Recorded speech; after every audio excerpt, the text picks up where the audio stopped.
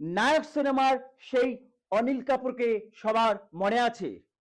একদিনের মুখ্যমন্ত্রী হয়ে পুরো দেশের সিস্টেমকে বদলে দিয়েছিল এবং এই সিনেমাটি দেখে সবাই মনে মনে ভেবেছিল, ইস, এই রকম যদি একজন বাস্তবে নেতা পেতাম তাহলে কি ভালো হতো। মানুষের জীবন বদলে যেত। বাস্তবে এই রকম নেতার দেখা পাওয়া গেছে। তিনি নেপালের বালেন শাও।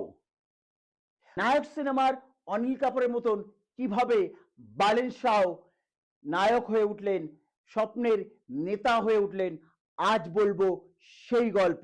বালেন শাও একসময় ডিজে বালেন নামে পরিচিত। তিনি তার গানের মাধ্যমে এবং র্যাপের মাধ্যমে তিনি দেশের সিস্টেমের কথা বলতেন এবং মানুষ যখন তাকে সুযোগ দিয়েছে তিনি দেখিয়ে দিয়েছেন যে ইচ্ছে থাকলে পরিবর্তন সম্ভব এবং তিনি নেপালের আমূল পরিবর্তন এনেছে। কি সেই পরিবর্তন, আজ বলবো আপনাদের সেই গল্প।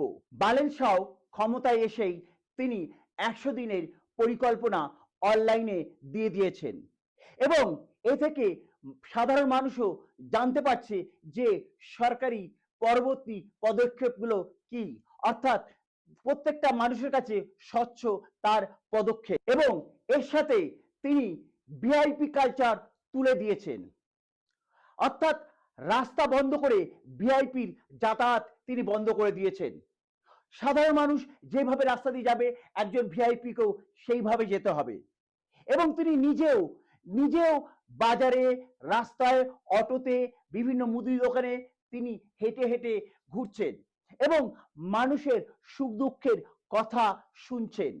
মানুষ ওনাকে ছোঁয়ার জন্য পাগলের মতন করছে।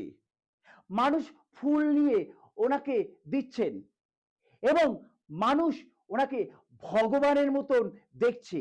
এমন ভাবমূর্তি তৈরি করেছে বালেন শাও। বালেন শাহ সরকারি কর্মচারীদের কঠোর নিয়মে বেঁধে দিয়েছেন, অর্থাৎ কোনো সরকারি কর্মচারী তারা কোনো রাজনৈতিক দলের সাথে যুক্ত হতে পারবে না।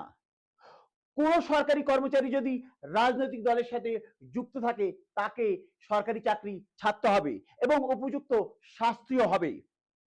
এছাড়াও স্কুলে টিচার এবং স্টুডেন্টদের রাজনৈতিক কোনো ইউনিয়ন হবে না, অর্থাৎ ইউনিয়ন হতে হলে স্কুলের ইউনিয়ন হতে হবে যেখানে কোনো রাজনৈতিক প্রভাব থাকবে না। এছাড়াও প্রাইভেট